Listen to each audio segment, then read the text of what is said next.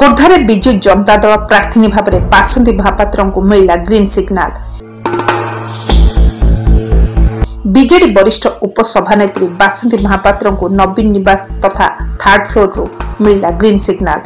BJD आगधाड़ी चर्चित नेत्री बासंती महापात्र नवीन निवास रे मुख्यमंत्री नवीन पट्टनायक और 5T अध्यक्ष कार्तिक पांड्यान को साक्षात करी आशीर्वाद कामना करछंती।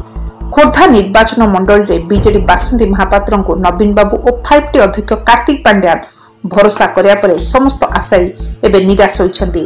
विशेषकर बेगुनिया विधायक राजेंद्र साहू एबे हरडंगरा पड़िछंती। खोर्धा लोकों को भुआ बुले बेगुनिया और बेगुनिया लोकों को भुआ बुले खोर्धा उपरे आखि पकाइबार फल एबे भोगिबाक पड़िबो विधायक राजेंद्र साहू को। तृतीय महलार तागिदा परे खोर्धारे और मेली किंबा सभा करिपारिबे नहीं विधायक राजेंद्र साहू।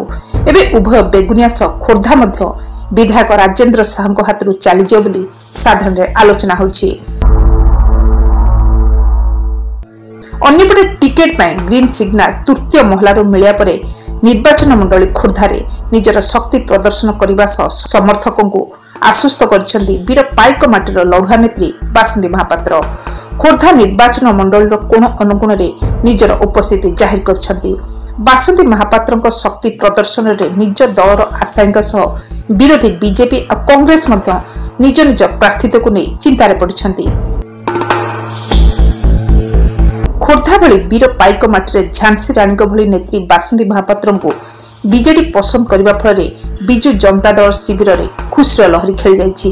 नवीन बाबू महिला को अग्राधिकार उदाहरण देखा मिली खोर्धारे। खोर्धार विकास नवीन बाबू आदर्श को नहीं बीजेडी नेत्री बासंती महापात्र केते सहजरे निर्वाचन बैतरणी पारि होउछंती ताहा देखिबाकू बाकी रहिला। Bureau report Odisha mobile TV.